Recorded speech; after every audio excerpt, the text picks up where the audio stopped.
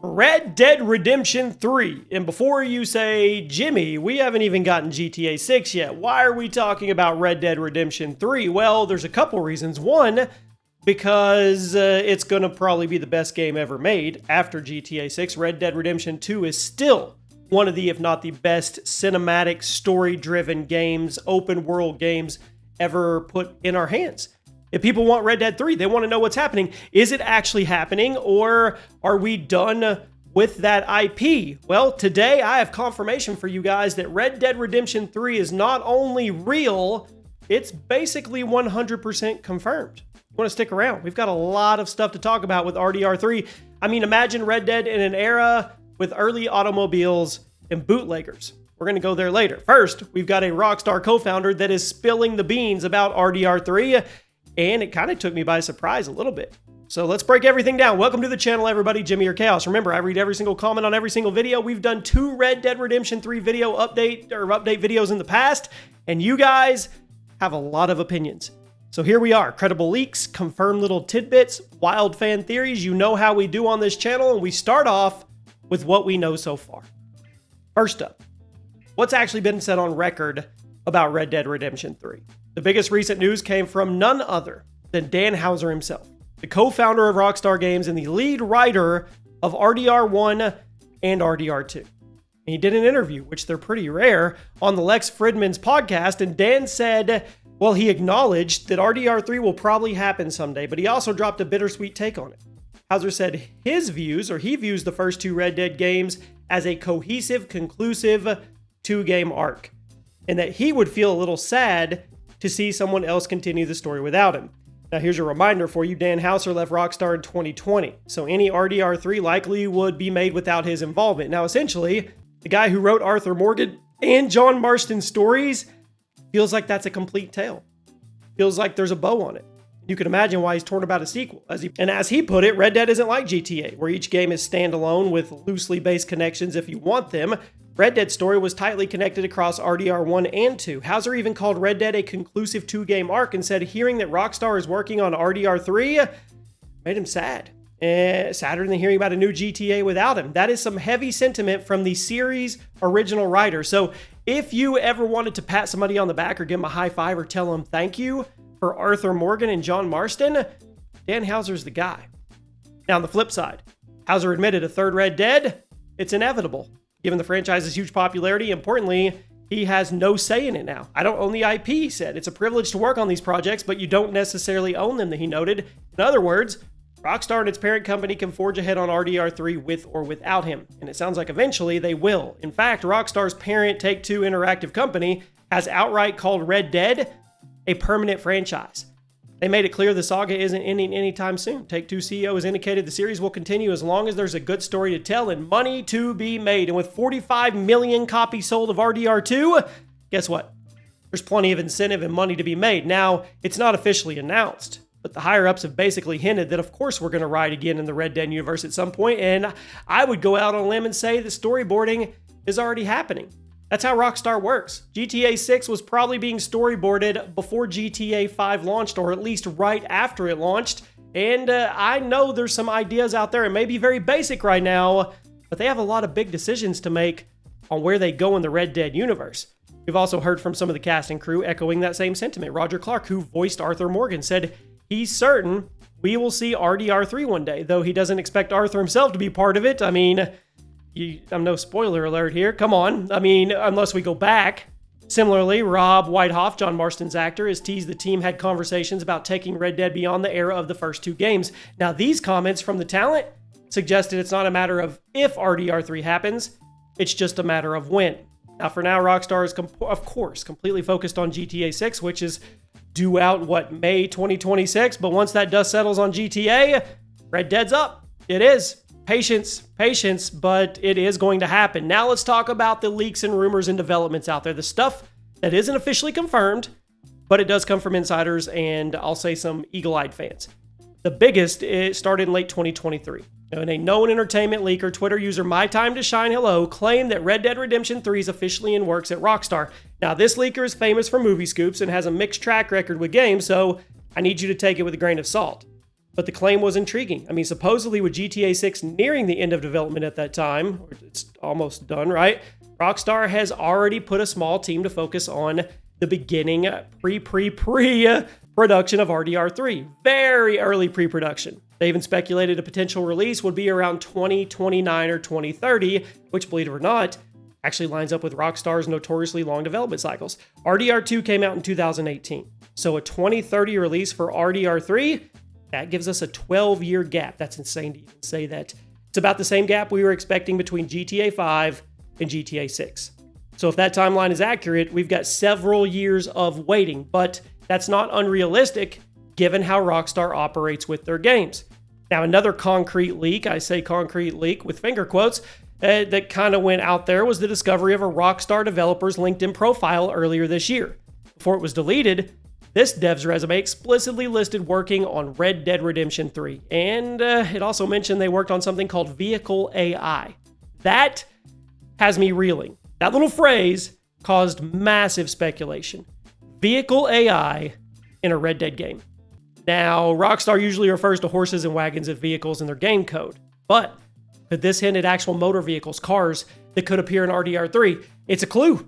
I mean, the setting might leap forward in time. More on that in a moment. At the very least, the LinkedIn leak all but confirms that RDR3 is in early development behind closed doors.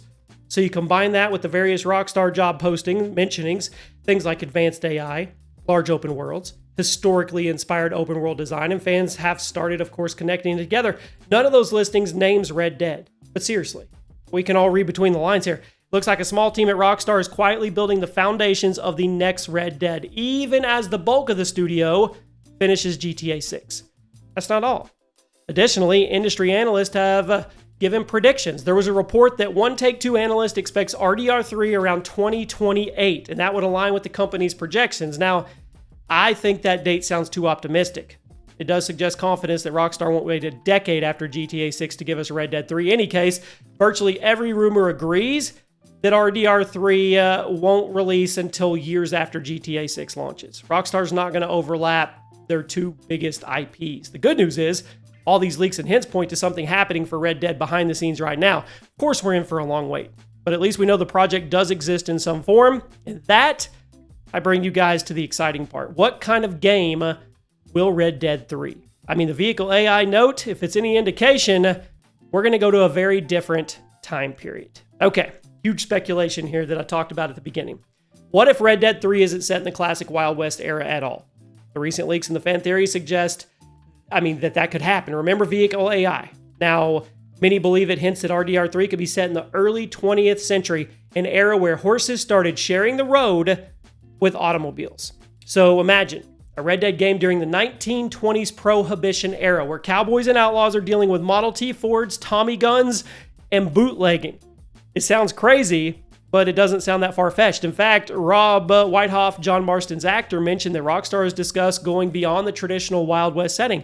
There was one idea floating around that a story was set in the Roaring 20s. So cowboys meet boardwalk empire. Former outlaws trying to navigate a world of speakeasies, early cars, and a rapidly modernizing frontier.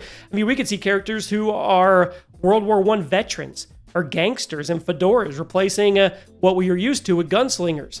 I mean, I think that's a bold reinvention of the Red Dead vibe. It basically would be the dying days of the Old West for real, when the cowboy way of life was pretty much snuffed out. So that theory is gaining traction. I mean, fans noticed that John Marston's story ended in 1914, taking his son Jack Marston into young adulthood in the 1920s. That would naturally introduce cars, weapons, a whole new social landscape. It would be a seamless way to evolve the franchise's timeline forward. And it makes sense, because we're still connected with the family, and then we're just going to be following Jack as he goes through the 20s. To me, it's seamless. It's organic. It fits. It's not shoehorned at all, and it kind of gets us out of the Wild West, at least for one. I mean, not everybody wants that. Not everybody wants to leave the classic Wild West setting, and there's others out there. Of course, others want it to remain in the 1800s. Red Dead 3 without Dan Houser is like a Tarantino film without the dialogue. I mean, they'd sell 30 million copies of a beautiful hollow shell, is what somebody said. In other words, if they stray too far or lose that original magic, it might not feel right. There's a concern that RDR3 could lose its soul if it basically becomes GTA 1920s. With that being said, I mean, Rockstar's known for taking risks. And if they have a great story to justify that time jump, I think they'll do it, and I'm okay with it. I mean, we're going down roads in a Model A, or we're trying to smuggle our moonshine. I mean, that would be really cool, to be honest with you. But of course, there's other popular ones, and the biggest one is we go to the early mid-1880s or 90s, and we focus on the Vanderling's gang rise. Yeah, we could see young Dutch, right? We could see Hosea form the gang. Maybe teenage Arthur Morgan joins up, and it could all lead into the infamous Blackwater heist that we heard about in RDR2. I mean, that Blackwater job gone wrong just before RDR2 story begins would make for a very natural climax of a prequel game. I mean, there's a lot of people that want this. It's safe. It gives us more time with beloved characters like possibly Arthur, of course, Dutch, and all of them in their earlier years. The downside, of course, we know how the story ends. Tragedy at Blackwater and the gang on the run, we get it, we know. So that's predictable. And I say again, it's safe. It wouldn't advance the overall timeline of the Red Dead universe. It would fill in some tantalizing backstories, I'll give it that. And I mean, Rockstar did something similar with RDR2, which was a prequel to RDR1. They pulled it off. So, I mean, it's an option. There's also one more, and that's a sequel setting up the Red Dead Redemption 1's ending. So in other words, we follow Jack. At the end of RDR1, set in 1911 through 1914, Jack avenges his father and is left somewhat aimless. So RDR3 could follow Jack into the 20s, as we mentioned, or even just the late 1910s. We could explore how he's raised by outlaws and how he adapts to the world. I mean, Jack's character has a lot of room for development. Would he continue on the path of vengeance, crime? Would he try to break that cycle and find redemption for the Marston name? I mean, that could be a complete tragic journey of Jack Marston. And there's a thematic hook there too. He could be torn between the outlaw life that he was born into and becoming a modern law-abiding citizen in society. I don't know, you could bring back legacy characters as well. So you don't even have to go into the Prohibition or technically into cars. I mean, then there's also the chance Rockstar does something entirely new. New characters, new region. The Red Dead series so far is focused on the American frontier and a bit of Mexico. People have said, what about other frontiers? Maybe the game could span from Mexico up to Canada. So we would have snowy northern territories, or even take a detour to a completely different frontier era. Some have suggested the 1850s gold rush or Civil War period. But if we did go to Canada, we could do the Klondike, the gold rush, all that stuff.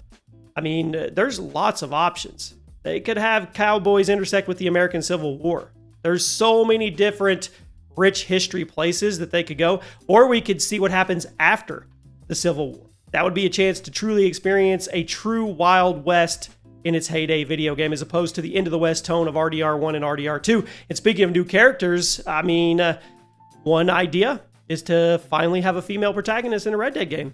Of course, Sadie Adler, the bounty hunter from RDR2. Sadie survived that game. It was last seen heading to South America. So maybe RDR3 follows her adventures or shows her returning to the States for some reason.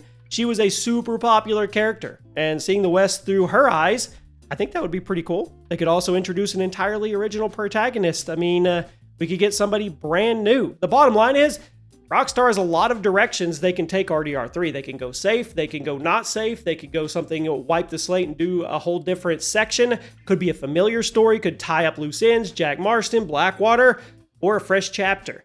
I don't care. I don't care. I mean, I don't care what the setting is. I just want the next game to live up to the legacy that they've created. And with Dan Houser gone, Rockstar has to prove they can deliver the same storytelling magic with a brand new writing team. It's a tall order. It's not impossible. I mean, this studio has immense talent. You've got Sam Houser, Dan's brother. He's still at Rockstar guiding projects.